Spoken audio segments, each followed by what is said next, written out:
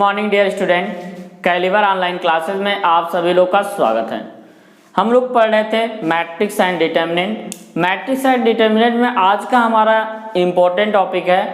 हम कुछ important point पे डिस्कस करेंगे, तो आप इस वीडियो को ध्यान से देखिएगा। अगर कहीं भी प्रॉब्लम आ रही है तो आप मुझे कमेंट बॉक्स में कमेंट करके पूछ सकते हैं। तो इसलिए हम स्टार्ट करते हैं। हमारा आज का टॉपिक है some important point of matrix and determinant. Means हमें क्या है, मैट्रिक्स एंड डिटर्मिनेंट के कुछ इंपॉर्टेंट पॉइंट देखना है। मान लेते हैं कोई एक मैट्रिक्स है ए, तो ए इक्वल टू उसके कुछ एलिमेंट होंगे। मीन्स मान लेते हैं A11, A21, A31, A21, A12, A12, A22, A32, A13, A23, A33। हमारा मान लेते हैं मैट्रिक्स कोई है ए। अगर बात किया जाए फर्स्ट पॉइंट का, अगर determinant of A is equal to 0, means कोई मैट्रिक्स दिया है उसका अगर हम डिटर्मिनेंट निकाल रहे हैं, अगर डिटर्मिनेंट की वैल्यू 0 आ जा रही है तो वह कौन सा मैट्रिक्स कहलाएगा? Singular matrix. क्या कहलाएगा? Singular matrix. ठीक है। अगर बात किया जाए इफ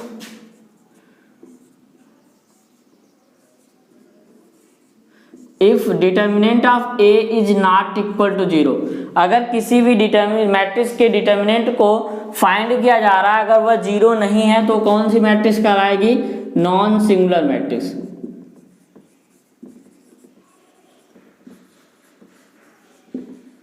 वो कौन सी मैट्रिक्स कहलाएगी? नॉन सिंगुलर मैट्रिक्स कहलाएगी। थर्ड पॉइंट हमारा है कि हम जानते हैं A inverse is equal to क्या होता है?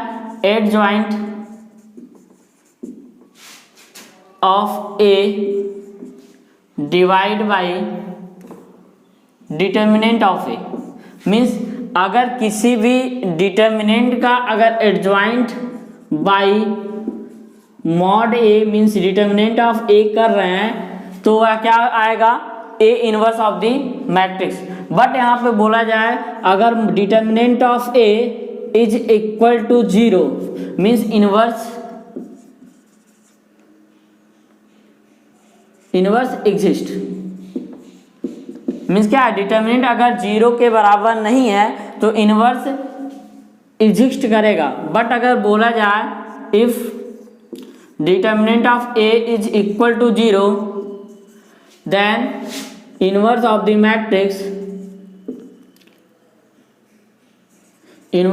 the matrix not exist। तो ये हमारे 3 पॉइंट थे पहले। तो कभी भी हमें अगर मैट्रिक्स दिया गया उसका पहले डिटर्मिनेंट फाइंड आउट करेंगे। अगर वह 0 हो जा रहा है तो सिंगुलर मैट्रिक्स, और 0 नहीं हो रहा है नॉन सिंगुलर मैट्रिक्स। इसके पहले हमने बता दिया कि डिटर्मिनेंट कब फाइंड आउट करते हैं किसी मैट्रिक्स का? जब मैट्रिक्स हमारा क्या स्क्वायर मैट्रिक्स हो, तभी हम उसका डिटर्मिनेंट फाइंड आउट करेंगे। हमारा थर्ड पॉइंट था अगर किसी भी मैट्रिक्स का इनवर्स फाइंड आउट करना है तो पहले हमें डिटर्मिनेंट को फाइंड आउट करना होता है। अगर वह डिटर्मिनेंट इज इक्वल टू 0 हो जाता है तो इनवर्स नहीं एग्जिस्ट करेगा। बट अगर डिटर्मिनेंट 0 नहीं होता है तो इनवर्स एग्जिस्ट करेगा। अब बात आती है हमारा थर्ड पॉइंट का, अगर दो मैट्रिक्स नॉन सिंगुलर मैट्रिक्स हैं, इफ टू नॉन सिंगुलर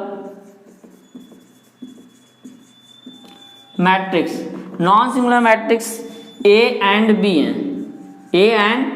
हैं, then A B and B A. Means अगर इनका प्रोडक्ट किया जाए, उन दो जो प्रोडक्ट करने पे जो भी मैट्रिक्स आएगी वो भी क्या कहलाएगी? Non singular matrix. मीन्स उसका भी अगर हम डिटर्मिनेंट निकालें तो डिटर्मिनेंट की वैल्यू 0 नहीं आएगी।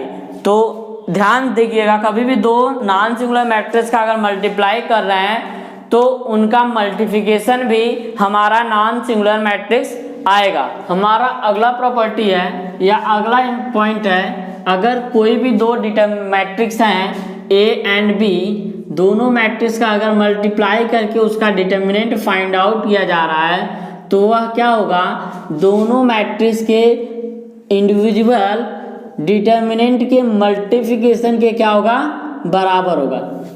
तो ध्यान से देखिएगा, कभी भी दो मैट्रिक्स का मल्टीप्लाई करके उसका डिटर्मिनेंट निकालना है तो वह किसके बराबर होगा, दोनों डिटर्मिनेंट के इंडिविजुअल डिटर्मिनेंट फाइंड आउट करने के मल्टीप्लिकेशन के बराबर होगा। तो ध्यान से, उसके बाद हमारा अगला पॉइंट है, किसी भी दो मैट्रिक्स का अगर हम मल्टीप्लाई कर रहे हैं ए बी, अगर वह 0 आ रहा है तो कोई जरूरी नहीं है कि ए एंड दो A determinant A is equal to 0 और बी इज इक्वल टू 0।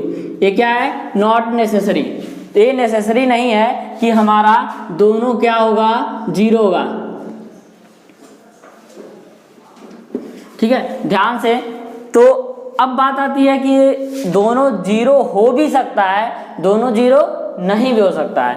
अगर देखिए फॉर एग्जांपल अगर ले लेते हैं a इज इक्वल टू 2 2 2 और b is equal to 2 -2 -2 2।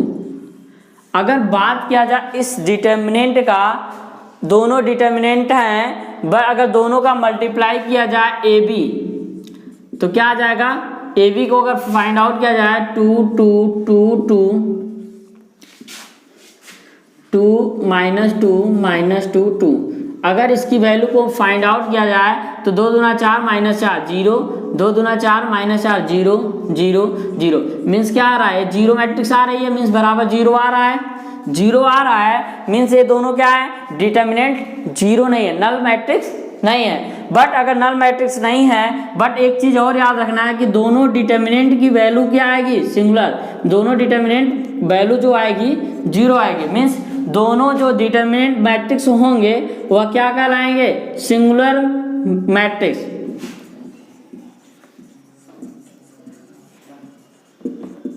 Singular matrix means अगर हम दो मैट्रिक्स का मल्टीप्लाई कर रहे हैं और वह 0 आ रहा है तो दोनों मैट्रिक्स क्या होंगे, या तो सिंगुलर होंगे या तो एक कोई नल मैट्रिक्स या दोनों नल मैट्रिक्स होगा। बट बात किया जाए अगर दोनों नल मैट्रिक्स नहीं होगा।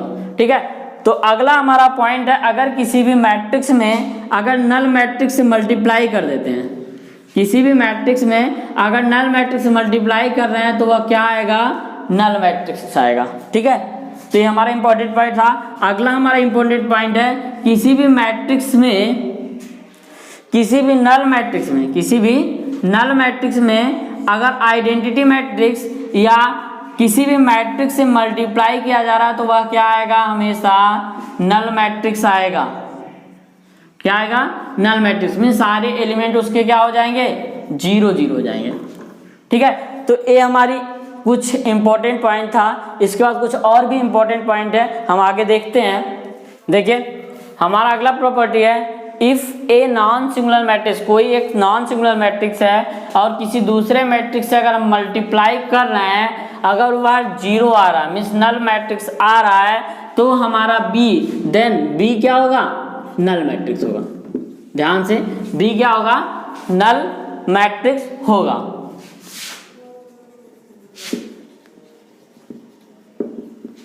अगला हमारा प्रॉपर्टी है, अगला हमारा इंपॉर्टेंट पॉइंट में आएगा, अगर दो मैट्रिक्स ए प्लस बी है, इनका अगर हम ट्रांसपोज कर रहे हैं, क्या कर रहे हैं, ट्रांसपोज कर रहे हैं, तो ये अलग अलग ट्रांसपोज के एडिशन के बराबर होगा।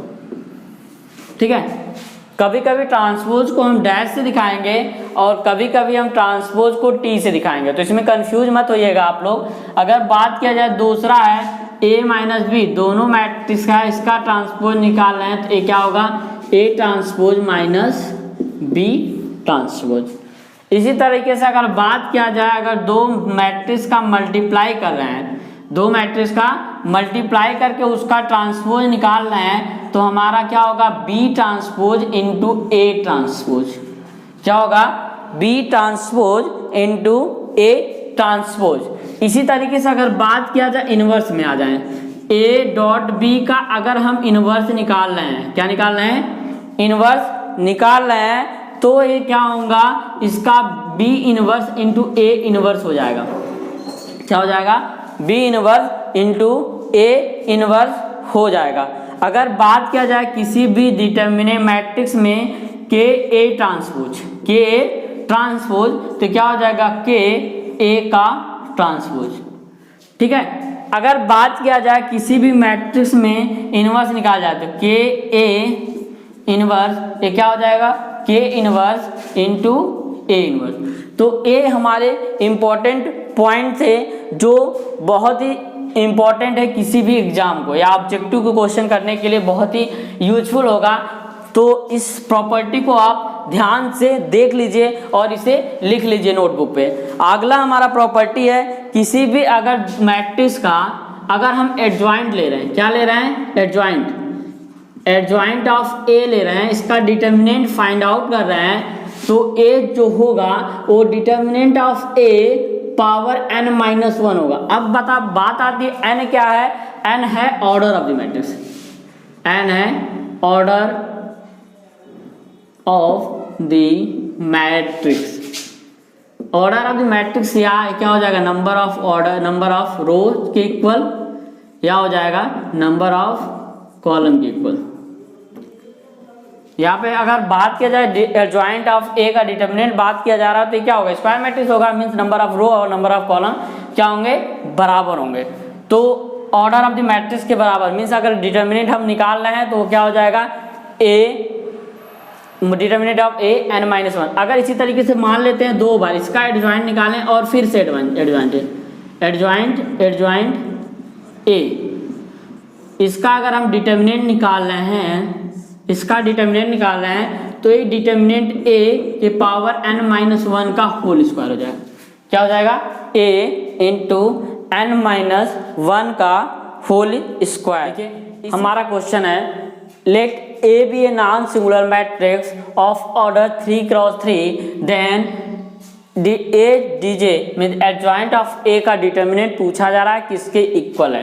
तो देखिए हमने बताया है कि प्रॉपर्टीज ऑफ एडजॉइंट A का अगर डिटर्मिनेंट हम फाइंड आउट करते हैं तो किसके बराबर होता है? डिटर्मिनेंट ऑफ A के n माइनस 1 के बराबर। अब n क्या होता था? नंबर ऑफ रो के बराबर या नंबर ऑफ कॉलम के बराबर होता था, या ऑर्डर ऑफ द मैट्रिक्स जो रहती थी उसकी वैल्यू n होती थी। अब बात किया जा रहा है यहाँ पे अगर ये 3 क्रॉस 3 के मैट्रिक्स हैं मीन्स डिटर्मिनेंट ऑफ a के पावर क्या हो जाएगा दोस्त? 3 minus 1 means determinant of a के पावर 2 मीन्स इसका आंसर क्या हो जाएगा? b। इसी तरीके से बात किया जाए सेकेंड क्वेश्चन का। सेकेंड क्वेश्चन दिया है कि इफ ए मैट्रिक्स है जिसका डिटर्मिनेंट की वैल्यू आ रही है 3 और वह नॉन सिंगुलर मैट्रिक्स, डिटर्मिनेंट 3 आ रही है तो नॉन सिंगुलर मैट्रिक्स होगी। फिर बोला गया then find the adjoint A का डिटर्मिनेंट क्या होगा? एडजॉइंट ए का डिटर्मिनेंट फाइंड आउट करने के लिए हमने बताया है जो प्रॉपर्टी हमने लिखा है वही लिखना है। एडजॉइंट ए का डिटर्मिनेंट अगर बात किया जाए तो डिटर्मिनेंट ऑफ ए की पावर n माइनस 1 होता है। अब डिटर्मिनेंट ऑफ ए दिया है, क्या दिया है? 3 दिया है, और n की वैल्यू क्या दिया है? n की वैल्यू दिया है ऑर्डर या रो क्या है? 4 है, मीन्स 4 माइनस 1 मीन्स 3 के पावर 3, 3 के पावर 3 मीन्स कितना हो जाएगा? 27। तो ए हमारा आंसर आ जाएगा, इसकी वैल्यू क्या आएगी? 27 आएगी। तो इसी तरीके से हम लोगों को डिटर्मिनेंट के क्वेश्चन को करना होता है या मैट्रिक्स के क्वेश्चन को करना होगा। तो प्रॉपर्टी को आप इम्पोर्टेंट है ध्यान से देखिएगा और इसको नोट डाउन करके आप इसको समझ लीजिएगा। अगर फिर भी कुछ भी प्रॉब्लम आ रही है तो आप कमेंट करके पूछ सकते हैं। तो उम्मीद करता हूं कि वीडियो आपको अच्छी लगी है। अगर आपको ये वीडियो अच्छी लगी तो इसे ज़्यादा से ज़्यादा लोगों को शेयर करिए ताकि उन्हें भी इस वीडियो से हेल्प मिल सके और हमें मोटिवेशन मिले कि हम और भी अच्छे टॉपिक पे आपके सामने कुछ अच्छा वीडियो लेकर आएँ। Thank you.